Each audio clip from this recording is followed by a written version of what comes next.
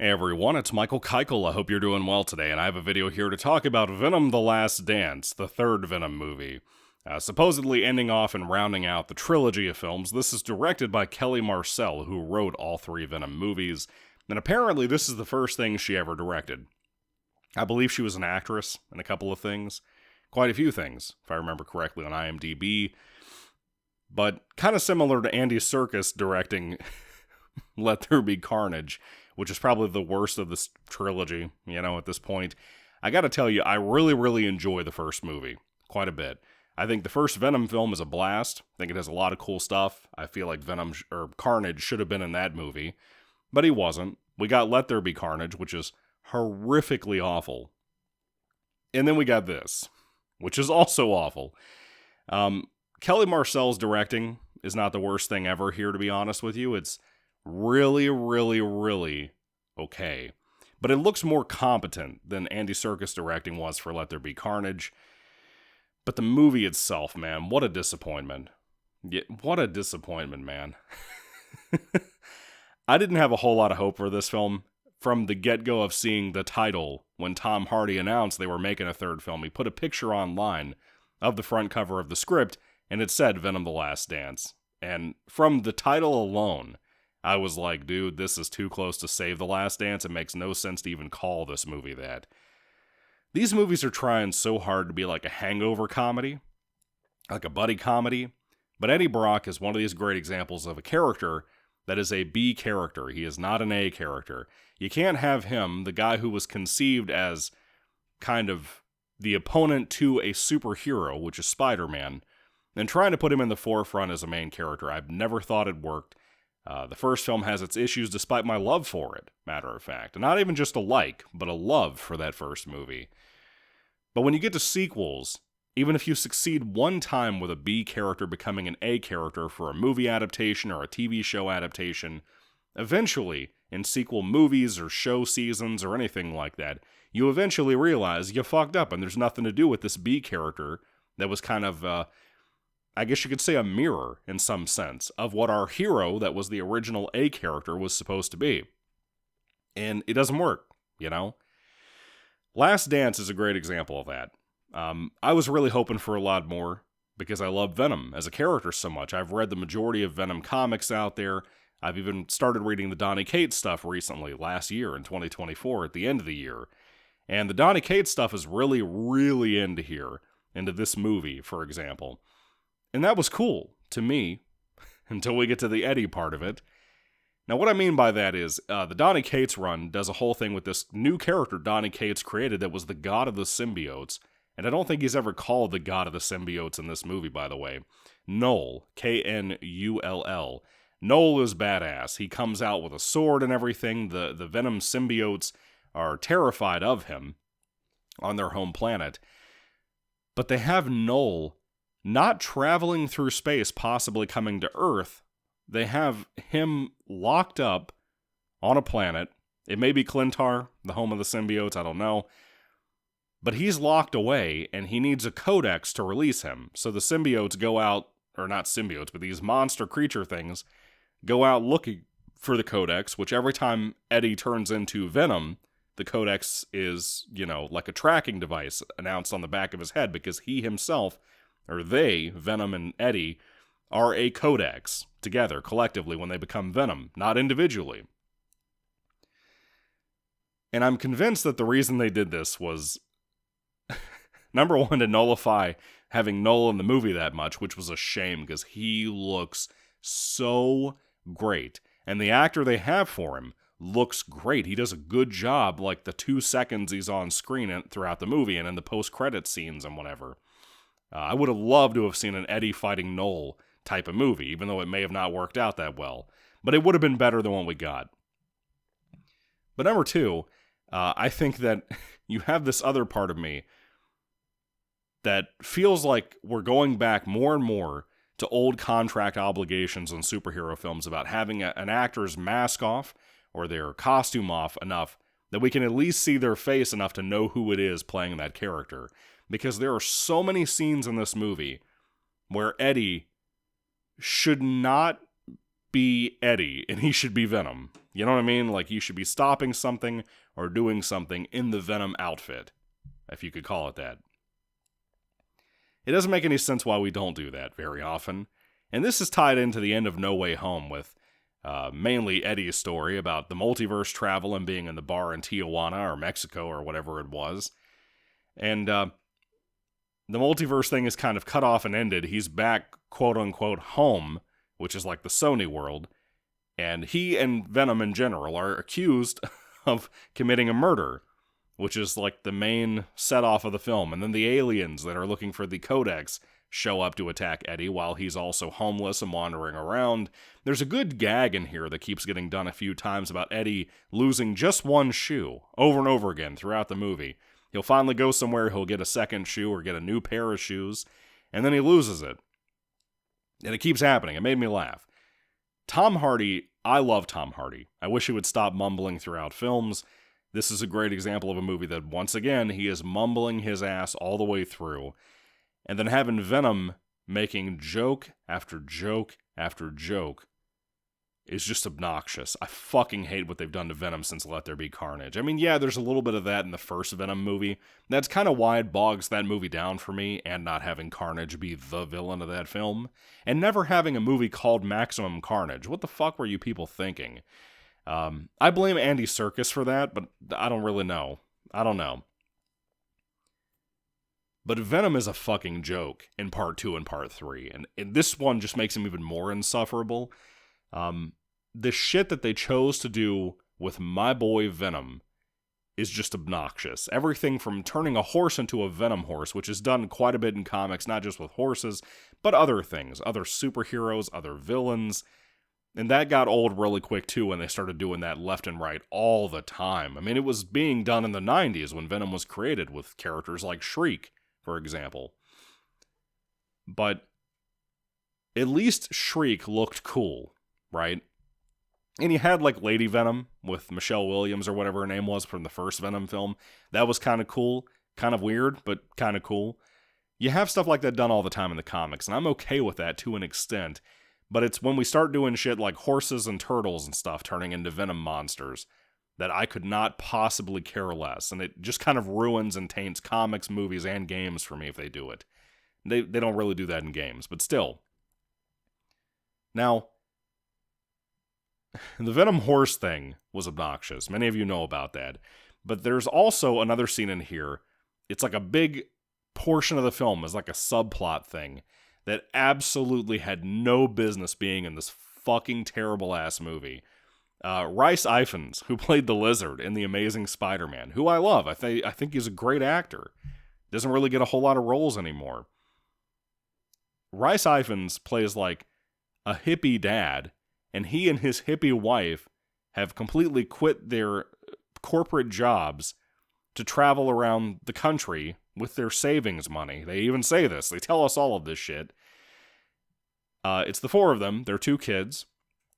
They're driving around in an old Volkswagen van and, like, just traveling everywhere. And they believe in aliens, and they want to go out and see Area 51 and whatnot. And that ties into the end of the film, involving the kind of main subplot in the movie about scientists and government agencies and military and stuff who are collecting Venom, or just symbiotes in general, not even just Venom, but they're hunting for Tom Hardy and his Venom symbiote as well. And by the end of the film, you have the whole, like, bunch of symbiote Venom knockoff things that are just not cool looking. Like, at all. Maybe one of them looks kind of cool. Maybe 2. There is a fiery looking one.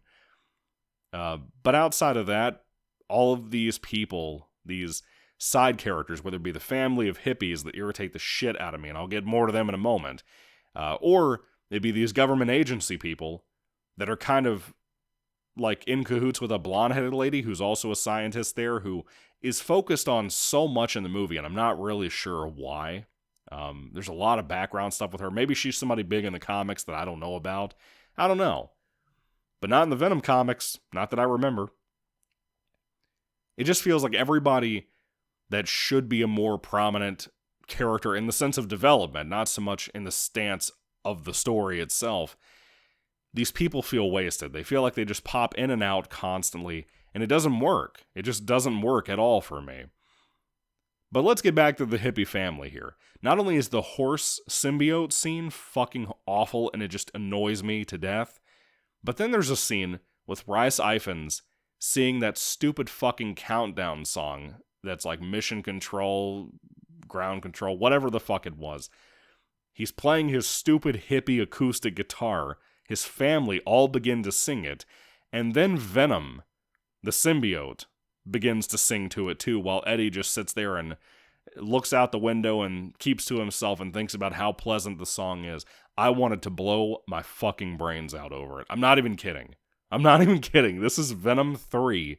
We have no Spider-Man in these movies, but we have fucking the Lizard, who's not Kurt Connors here, by the way, singing whatever this stupid hippie-ass song that I've always changed the radio station when it came on the radio. They want us to sit through that. And it's like 5 minutes of hearing these motherfuckers sing. And then don't even get me started later on when Venom encounters an old friend of his with some of the familiar faces that pop up from the previous films in this movie. And the Venom symbiote gets excited to see this person again, and they begin to dance. Eddie has to change fully into Venom, the symbiote costume, even though he knows that the Codex is a problem right now, that the aliens will come for him over transforming. We get to watch the Venom anti-hero dance to fucking Dancing Queen by ABBA. Again, I wanted to blow my brains out, having to sit through that. I couldn't believe what I was seeing, between the Venom horse thing, the fucking hippies, and then this shit. All of that sounded like a better idea to you than just bringing back Andrew Garfield, who already felt like he fit into that first Venom world, the first movie, I mean, because his first movie felt like the first Venom movie, in the way it was shot, the way it looked, that kind of darker look to the movie in general. Are you really telling me that it never crossed anybody's mind at all to just bring in Andrew Garfield? We had already had No Way Home like 3 or 4 years before this movie. Wasn't it 3 or 4? It was like 2019, wasn't it? 2020, somewhere in there? I don't know. Anyway, it had been a while. And you're telling me no one had the idea to try to grab up Garfield and just bring him in here, or bring in a new Spider-Man. You don't even need Andrew Garfield, even though I think he would have been perfect and it really would have pleased the fans. But you're telling me we never had the idea to do that, or bring in like Tobey Maguire again, or something. There's no way it's a contractual obligation issue or something. There's no way there's a situation where like only Disney can have a Spider-Man, because we have the fucking multiverse now. No Way Home, to me, was not just a fan service setup. It was clearly done to see if we could go ahead and justify bringing Andrew Garfield or Tobey Maguire or both back into their own films for Sony. It was clearly designed for that, in my opinion. And I don't understand why we didn't just go that route. You know? Or again, have a new Spider-Man for this movie. It would have made so much more sense to have Null coming to Earth to destroy everything, and have Spider-Man and Venom have to team up to fight aliens, other symbiotes that are evil, and Null, you know, or do something like that. I don't know. I don't know what the fuck they were thinking. There's so many different directions you could have went to make this a better movie, and it's like it wasn't even on the table at all. And maybe it was a contractual thing. I don't know. Just like with Eddie never being Venom half the time, until he's fucking dancing. There are scenes that Eddie could save himself by being Venom and not Eddie, and his ass isn't doing it. Like I said, it just, every time I turn around in this movie, it just seems like one stupid fucking thing after another, and it's never justified at all. Nothing ever makes sense on why that's the case. And again, it feels like by the end of the film, all these characters that are coming more and more into the forefront that have always seemed throughout the whole movie like disposable, useless characters to get Eddie from one place to another, which is kind of the deal with like the hippie family, for example, but you didn't even need that, you know? We're talking about a sci-fi fantasy series. You could have a fucking device that transfers him here to there or whatever. Everything about the movie doesn't make sense. Everything about it. And the shit, the top of the shit pile, the leftover cashews or something of that shit pile, are things like the horse scene, the hippie family, and the dancing to ABBA thing. it would have been one thing. And you know what? There's even one scene too where somebody pisses on Eddie's bare feet because he's wearing sandals. Yeah. These movies want to be Hangover sequels, basically, but with Venom and big CGI budgets for modest filmmaking. You know what I mean? They always feel like indie films, kind of like Mark Webb's Spider-Man movies do, which I don't have a problem with, but still, you know? In some ways, I think I like this more than Let There Be Carnage, but in other ways, it's just as bad, if not worse. You know what I mean? It feels more disrespectful in some ways than Andy Serkis movie. I just don't know what to think. I don't know how I feel about any of this. I just fucking hate it. I'm miserable with it, and I'm kind of pissed off that I spent, $25, $30, $35 for a 4K Blu-ray pack, whatever this was. I bought it on a blind buy because I love Venom, and I was going to buy it anyway. Even if I saw it in theaters and hated it, which I never made it out to see it, then I would have bought it anyway, just to have it for the collection. I probably would have caved for a DVD copy. I still kind of wish I had. If I had known how bad it was going to be. I don't trust movie reviews anymore on YouTube because it seems so shilly, or it seems so bought out from one company to make a reviewer hate another company's product, kind of like happened with the MCU versus DCEU shit back in the day. I don't trust anybody's videos anymore with anything they recommend or hate on, you know. This is a great example of one, so that sucks, man. Waste of money. Really, really big waste of money, rather than just paying $10 if I could have spared the time to go out to the theater, you know? But anyway, Venom The Last Dance is awful. Do I recommend it even as a Venom hardcore fan like myself? Hell no. Hell no, I don't. Eventually I'll get around to reviewing part 1 and part 2 for you guys, but for right now, I don't recommend The Last Dance at all. Don't even go see it. Don't waste your time on it. Don't waste your money on it. Rent it at home if you're the type that doesn't care about physical media like I do. But otherwise, it's not worth a cent. It's really not. It's a piece of shit. You can feel that Tom Hardy doesn't want to be here, and I don't blame him. He's a big fan, apparently, of Venom. And I would believe that, because he has some of the story input for this movie and for part 2, if I remember correctly. And I love that about him. I bet it was his idea to have Noel in the movie, matter of fact. But to have Noel, one of the coolest new creations from Marvel in decades, dude, and fucking waste him like they did here. I just feel insulted. I feel pissed off for Tom Hardy, you know? Because what if it was you or I, if we're big Venom fans, that got to star in this as Eddie Brock? How pissed off would you be if you got in there, you made that first really cool movie, then they wanted you to do Let There Be Carnage with fucking Woody Harrelson and that mop they put on his head at the end of the first movie, which they changed that up for part 2. But point is, still, can you imagine how pissed you'd be? And I feel like he did this movie because he's a fan. I feel like Tom Hardy, would have quit the series after how bad part 2 was, but he wants Venom to be his character, and maybe in hopeful that they would eventually bring him into the MCU, and maybe they will. I feel like they would make a lot of money, Disney and Sony, if they would do that, and make a Spider-Man 4. You don't have to overcomplicate Spider-Man. You know what I mean? You don't have to do that.